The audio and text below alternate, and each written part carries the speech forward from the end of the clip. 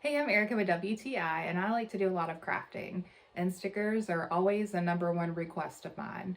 So it's really important that I have a high quality sticker paper, and that is where JANDJAPACKAGING's printable vinyl sticker paper comes in.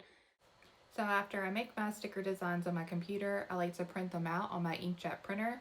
The ink always comes out really vibrant on this paper, and as you can see straight out of the printer, it doesn't smear, it doesn't smudge, it dries really quickly. And since they dry so quickly, they're able to go directly into my craft cutting machine so that I can cut out all of my designs. And the paper holds up great. There's never any rips or tears. It always does wonderful on my machine.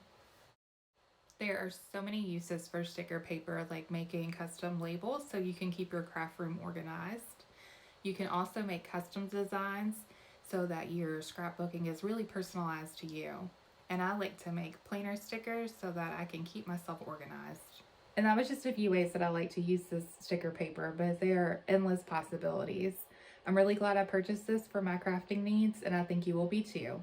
And that's just my point of view.